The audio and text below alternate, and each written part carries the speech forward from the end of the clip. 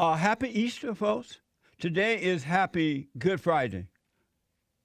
So, meaning that you're happy that Christ died, and on Sunday you're happy that he rose again, and it means a lot, everything. It really does. Thank God he sent his son to uh, to make it possible so that we can overcome the fallen state. It's amazing. And so I have a little special thing for you that my PR guy, Ermin, sent to me this. I just saw it this morning. And it's an amazing thing. But first, before I get to that, let me tell you this. Because what I'm about to tell you, what I'm about to give you so important. I grew up in Alabama, some of you know, on a plantation. And for a long time, we had no street lights, and we had outdoors bathroom, and known as a toilet. And we had to work the cotton fields. When we did go to school, and we get home from school, we had to take off our school clothes, put on our work clothes, and go to the fields for whatever reason, plant or bring in the crop. We had dirt roads for a long time.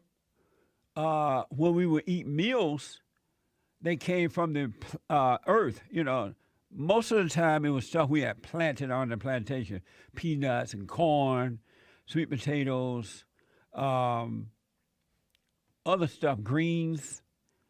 And then we had chickens, so we got our eggs from the hen house. We had, and at the end of the year, we would raise hogs, pigs, to kill them at the end of the year. We made our own syrup from sugar cane. It was just an interesting life, but amazing, because at the time we had nothing else to compare it to, so you didn't think of it as a bad life at all. Family around, dealing with family issues, but not in the way that it's dealt with today. It was dealt with in the proper way back then. And so I grew up in that environment. I remember when I turned 15, I would go start dating. I would go see my girlfriend. My grandfather gave me, I think, 2 horses, one when I was younger and then another as I got older, because I would help keep the barn up. The barn meaning feed the cows. I would go get the cows from the pasture and the horses, bring them to the barn and feed them and put them back out. So he gave me a couple horses. And when I started dating at 15, I would go see my girlfriend on a Sunday, because we were not allowed to date during the week. Did you know that? How come? I just noticed that. I just realized that we dated on Sunday. We would go out to church. During the week. That's kind of good, though. Yeah, it was. It was less distraction. Yeah, yeah. I don't know why, but now that I'm thinking about it, maybe because everybody lives so far away or something. Yeah. Because my girlfriend lived in another county.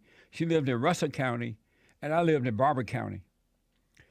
Or maybe we just didn't have time. I don't know. But that's how it was. And then I went to, off and on, I would go to Indiana and visit. By the way, I've been working ever since I was born, I guess. Became old enough to work. I don't know a day I'm not working. And then, except when I moved out here, I can remember days of not working. And so I would go up to Indiana to visit my family up there for the summer sometimes, and I would work up there. I worked in a fish market. I remember my brothers and sisters used to tease me when I would come home from work, working in a fish market, because I would smell all like fish, and they would tease me about it. And then I would go back to Indiana and back to Alabama, Indiana. And then when I graduated from high school, long story short, I went back to Indiana, but I wasn't going to stay there because I didn't like Indiana. It was too cold. And kind of boring, but too cold. I remember when I was a kid, I went to school in Indiana. I remember going when I was in the 11th grade or something like that, but I went for a while again when I was in the 2nd or 3rd, and I was coming home from school one day, and I got hit by a car. What? I was walking across the street, and I was about 7 years old, maybe 8, but 7. And I'm walking across the street. The car hit me and ran over me. What do you mean? What the? I totally remember that. I don't know why. Maybe I wasn't paying attention crossing the street, but I was crossing the street from the school going to my house and right across the street at the time over in Calumet, Indiana, East Chicago, Indiana. And I got hit by a car. How did that? It was like ran over me. It didn't just hit me. I was so little, I went under the car. You were under the car? Under the car. Wow. And I started crying. But I picked up my book bag and went on home. I kept on. It was amazing. Wow. But anyway, What'd your grandma or grandpa say? they weren't there. They were in Alabama. I was staying with my mother at the time. I would go up and visit my mother, and I would sneak and visit my father too in Indiana, because they weren't together. Isn't that a mess? What a mess. What a mess. And so, but I go back to when I graduate, I went up to Indiana, and I didn't like Indiana.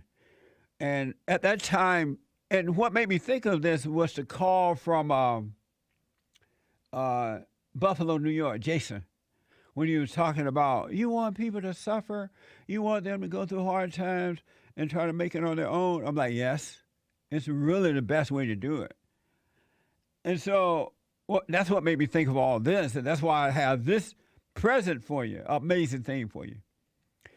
So I went to Indiana at 18 when I graduated high school. I graduated May 22nd, and then I went up to Indiana July that summer, and I got a job at Inland Steel because nobody was going to give me money to come to California. At that time, they didn't just believe in giving to kids. They believe in having you earn it. And that was amazing. I'm glad. And so I had to work at Inland Steel. So I said, all right, I'm going to go work at Inland Steel, but I'm going to only make one paycheck because it was hard steel mill work. It was easier working in the cotton field than it was working at Inland Steel. And it's amazing that my stepfather, my father, and my uncles worked for steel mills, and they made buku money. They bought their own homes, and they had a bunch of kids, and they worked those places until they died, for the most part. And so I got this job at this Inland Steel mill in Chicago. And I believe it was in Hammond, not Hammond, but the Harbor, a city called the Harbor, New York. Harbor, Indiana. And so I worked there for 2 weeks, and they had me working on this train thing, a bunch of us working on taking the steel off and unloading the steel, and then we had to clean the train. Oh, my God. So I worked there for 2 weeks. Surprisingly, I had a lot of fun, though, because I didn't have a bad attitude about it at all. I just knew I had to make some money so I can leave and come to California.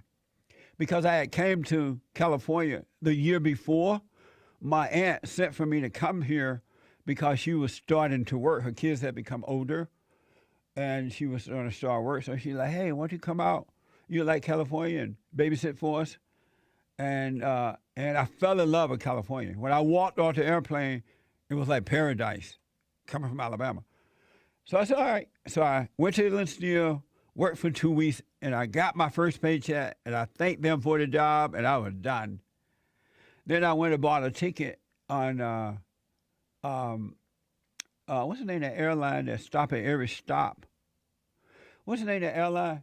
It's a cheap airline, and it stops everywhere, like a bus. Southwest. Southwest Airlines like riding a bus. I didn't know that at the time. And so I bought a ticket. It cost $50 for one way to California from Chicago.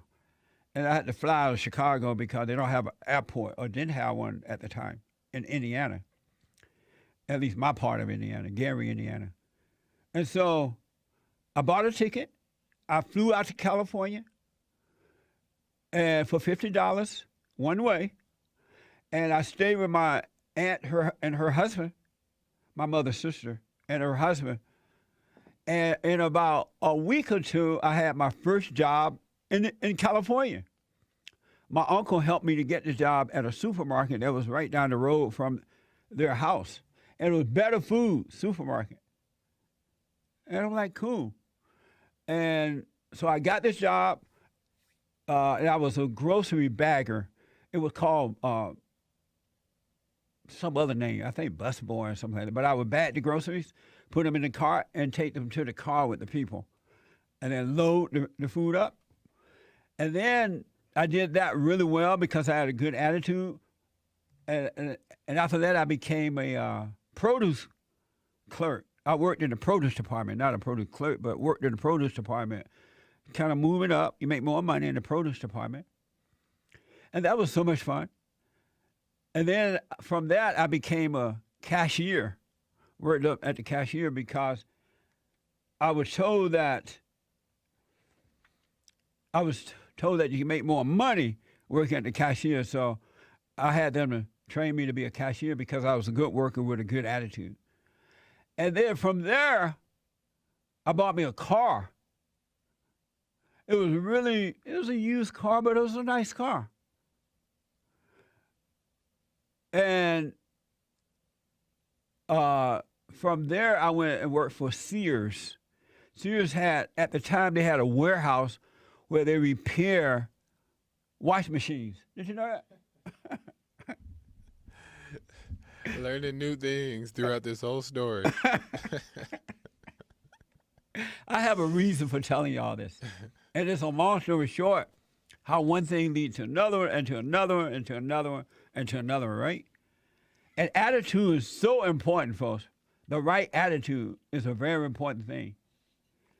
And so I worked for Sears. That's when this bully guy, big fat black guy, was intimidating everybody. So when I started there, he started doing it to me too. And I was scared of this man because I knew he could beat me.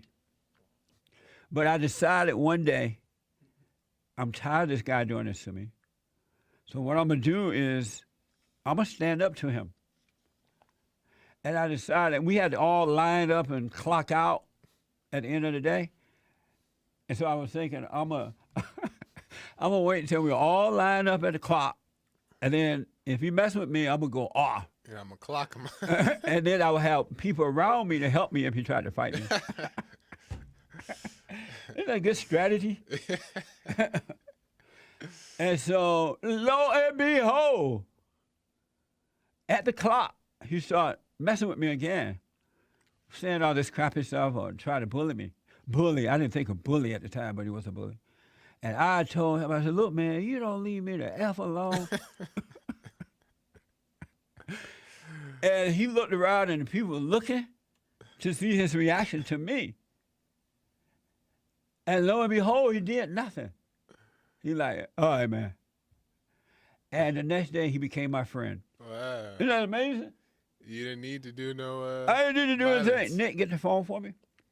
Nice. And from that day, the next day, he was my friend. And we've been friends. I don't know where he is now. He might be dead. He may be dead. I don't know. But everybody like surprised to see that. So I worked at Sears. And then long story short, I got another job at the hospital. And the way I got that job was because at that time they had trade schools. And there was a school that would teach you how to be a ward clerk, meaning that you take all the hospital papers, you put them in a file, the patient's paper. The patients come to the hospital. They be examined. You have to make a file out of it at the front desk. Did that. Then I moved into the X-ray department. And then I did that. It was so much fun. And then from there, I went to the radiation therapy department. I became a manager of the radiation therapy department. I had my own office. I worked for a Jewish guy. And he decorated my office, had it fixed up. It was so nice. I'm like, what the? Remind you, no degrees or anything, just moving forward in life with the right attitude. And then from there, I heard about the transcribing department, meaning that you can, when the doctor dictate the medical record on tape, you have to put these headsets on, and then you have to type out the file, print it out on paper, and send it down to the floors. And you have to type really fast. So I went and learned medical transcriber at this school while working, and I became a medical transcriber. And I was typing up to almost 100 words a minute. And the reason I knew how to type was because my last year in high school, they integrated the schools and they brought in a white teacher who was a typing teacher. And then they told all of us we had to take typing. And at first, the guys, we didn't want any typing because we thought it was a girly thing. We're like, no typing. But we had to take it if we wanted to graduate. So I took typing by force, not by choice. But it ended up paying off for me because I learned medical transcribing and because I could type really fast. The job paid buku money. And then from there, I started my own business, the janitorial service, because I wanted to start a transcribing service, but didn't have enough money to do it. And so I'm like, you know what? I'm going to start a janitorial service. It doesn't cost much money to do that. And so I started a janitorial service while I was still doing medical transcribing, and I would take money from my paycheck. I made up a little name, made up a flyer, and I would put them on cars. And then when people called me for a bid, and I would go and get them a bid on my janitorial service, and I would take the down payment and go and rent their equipment, do the job. When they paid me in full, put the money back into the business while I'm still doing the medical transcribing. And so I got to a point where the business started taking off. I had to hire some people, and then I quit the medical transcribing. And in 7 years, I had I had 7 people working for me full time. I'm like, what the? I didn't know how to write. I didn't know how to write a request to get a business if I wanted to get a different job. I forgot what you call that. But I went to this business, and it was a black guy running an insurance company, and I wanted to make a bid on his business to clean his building. And he said, all right. But I said to him, I don't know how to make a bid. I don't know how to write it up and what to do. He said, all right, I give you a sample copy of other companies I've hired, and you can follow that and make your offer. I'm like, oh, that's cool. Thank you. So I went and wrote it up. I learned and wrote it up and went back and got that job, that building. And then 7 years.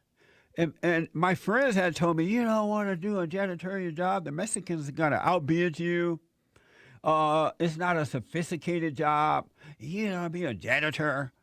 I'm like, I don't care about that. I just want to make the money. I want to have my own business. So I did that. And then for 7 years, I did that.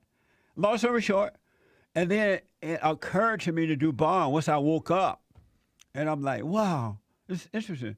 Black people are not suffering because of racism. It's a lack of character. It's a lack of family.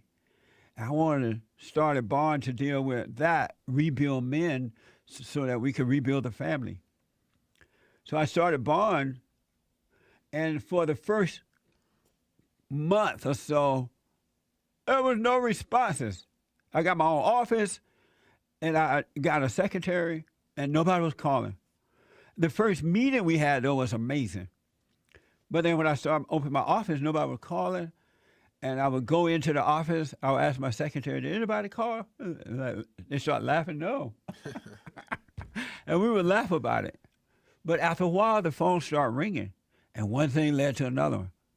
And I say all that because if you have the right attitude, even if you're in that fallen state, and you have the right attitude, you don't have a bad attitude about anything, no matter what the situation around you is. I used to live in a roach-infested motel when I left my aunt's house and started getting my own places and stuff like that. but I had the right attitude about living in the Roach Hotel.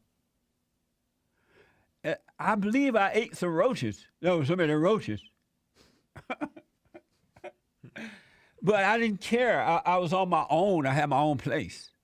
And at that time, I'm like early 20s. And then, so blah, blah, blah, I started barring, right? But prior to that, that's when I lived in the Roach Hotel. And then after I left the Roach Hotel, I had started saving some money because I wanted to get my own apartment. I went and got an apartment, and it was a brand new apartment in a brand new building.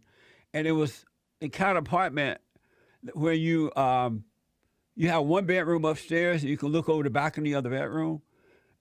There's a name for it, but I can't. It was a beautiful place. And I liked the fact that it was new. Loft. Thank you, Joe.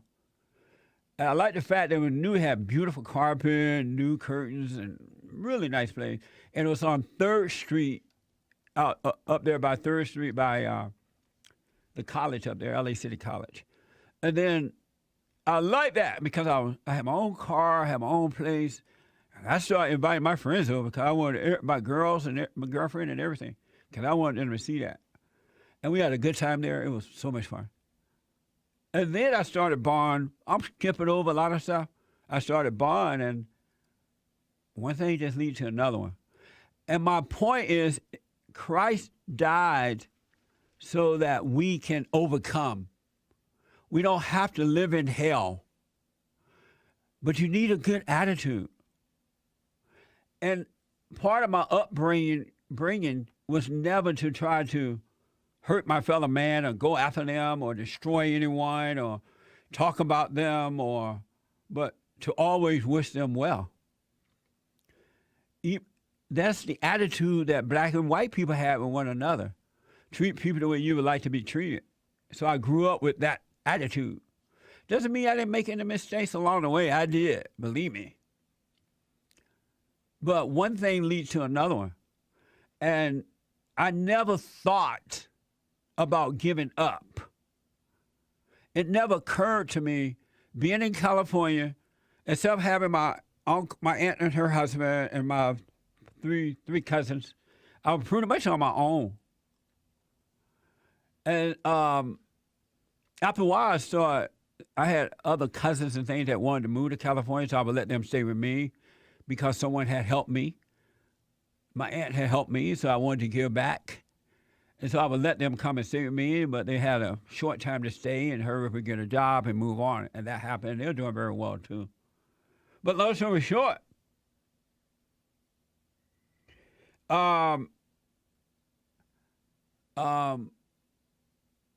it's about the attitude, really.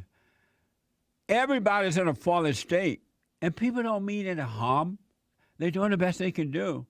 But if you have the right attitude, I never, ever thought, even when there were times when I didn't have any money, for whatever reason, I never thought about going back home.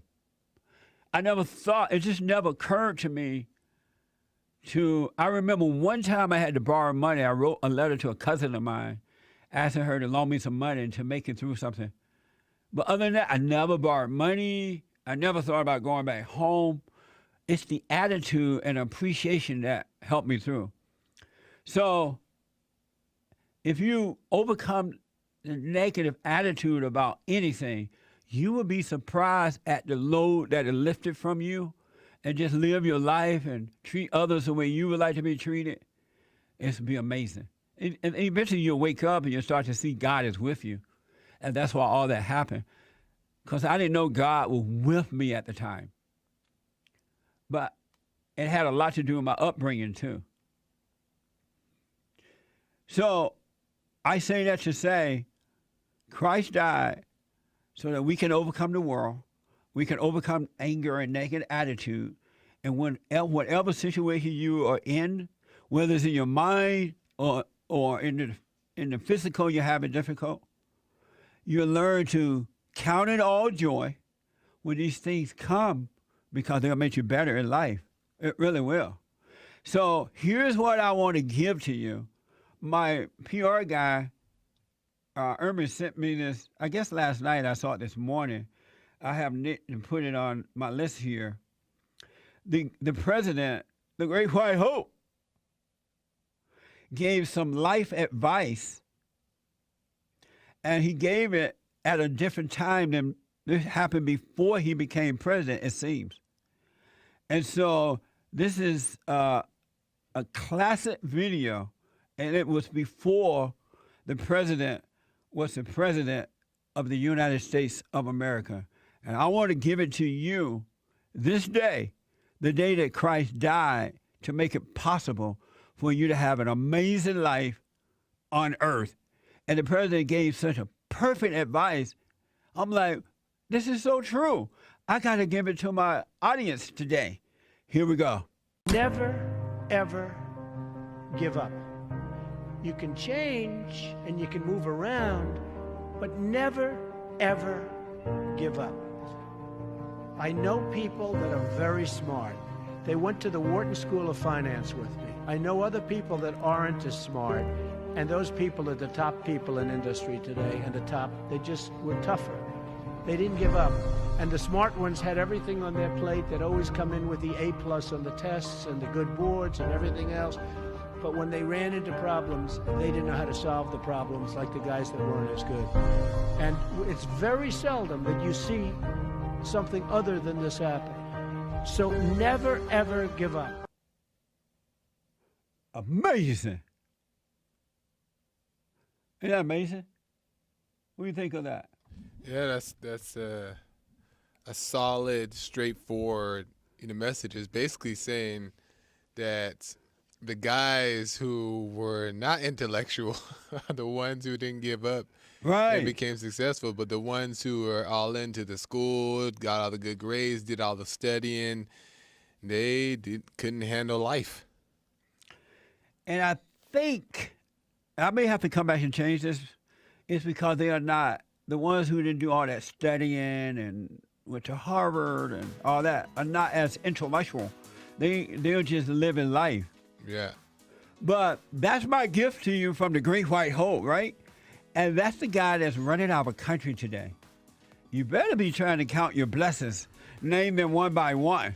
Amazing. And don't forget to like, follow, tweet, subscribe, and share the Jesse Lee Peterson radio show, folks. We really appreciate it. We are at war. It is a spiritual battle for the soul of America. And it's going to take all of us to do it.